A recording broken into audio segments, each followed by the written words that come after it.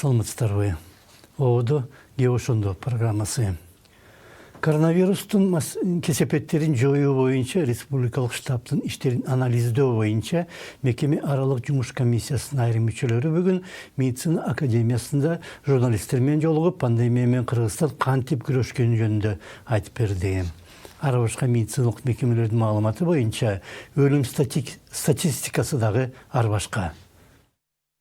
По данным Центра Саламаттык сактоонун электрондук борборунун маалыматы боюнча былтыр 1 октябрга карата 1476 өлүм катталган. Ал эми Саламаттык сактоо министрлиги күнүгө жарыялаган маалыматтар боюнча 21 декабрга карата 1331 адам каза болгон. 3 айга көбүрөөк болсо дагы өлүм саны бир топ аз. Ошол эле учурда Республикалык патологоанатомиялык бюро менен Республикалык соттук экспертиза өткөргөн медицина борборунун маалыматына караганда 15 декабрга карата 2323 өлүм катталган. 323 случая. Эксперттер Саламаттык сактоо министрлиги менен башка жетекчилердин пандемия учурундагы аракеттери тууралуу да айтып берди. Мисалга, былтыр май айында ковидти дарылоо эрежелери боюнча 3-чү протокол кечигип кабыл алынган. Анткени 2-чи протоколдун иштей беришине кимдир бирөө кызыктар эле. Себеби ар башка эрежелер ар башка дары колдонот. Ошол эле учурда дарыканалардагы баалар да өтө өсүп кеткен. Очень много было, вот таких вот жалоб, что были повышены цены. Абдан көп арыздануу болгон, баалар көтөрүлүп кетти деп. Баарыбыз көрдүк, дарыканалардагы баалар асмандап кеткен. Бирок бүткүл ошол убакыт бою дарынын баасы негизсиз көтөрүлгөн деп болгону 7 гана мыйзам бузуу катталган. Кайсы бир жерде Кликсан 8000 сомдон, башка бир жерде 10.000 сомдон сатылган деп. Аларга орто эсеп менен болгону 10.000 сомдон гана айып салынган. Некоторые препараты по 10 тысяч сомов, и им был наложен штраф в среднем в размере 10 тысяч сомов. Эл аралык уюмдар Кыргызстанга жиберген жардам өзүнчө чоң маселе. Жүздөгөн миллион долларлык жардам кайда жана кантип колдонулганын изин табуу кыйын. Ар башка мезгилде вице-премьер болгон Эркин Асрандиев менен Эльвира Сурабалдиева дагы ал тууралуу айткан, бирок баары бир ал жардам кайда кеткенин тактоо өтө кыйын. Полная информация о всей гуманитарной помощи. Гуманитардык жардамдын келиши жана бөлүнүшү тууралуу толук маалымат жок. Жардам жиберген жана жардам алган уюмдардын маалыматтары бири-бирине дал келбейт. Кээде жиберилгени менен алынганы тууралуу маалыматтар окшош болсо да, алардын саны менен баасы бири-бирине туура келбейт. Алар туура келсе, даталары башка болуп чыгат.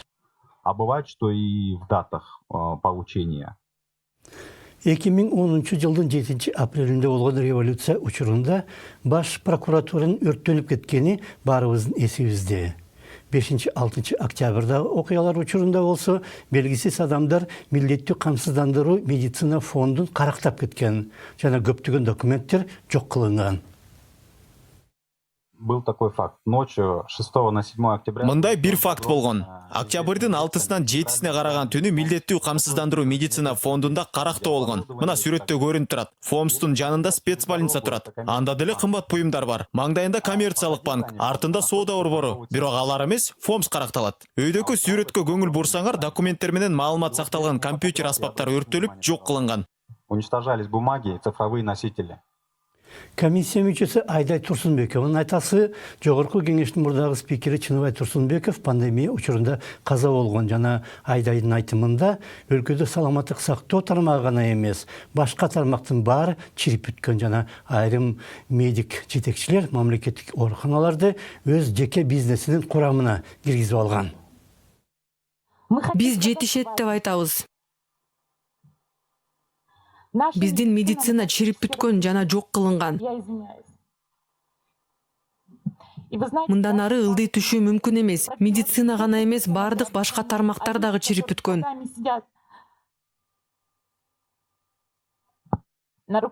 Адамдар жетекчилик орундарда жылдар бою отурат жана орун гана алмашат. Бирок медицина үчүн эч нерсе жасабайт. Врач олигархтар болсо мамлекеттик ооруканаларды өзүнүн жеке бизнесине айлантып алган. Мынчалык бузулган коом менен мамлекеттик кантип оңдоо мүмкүн экенин же кай жерден баштоону да билбейсиң. Ошондо саламатта калыңыздар.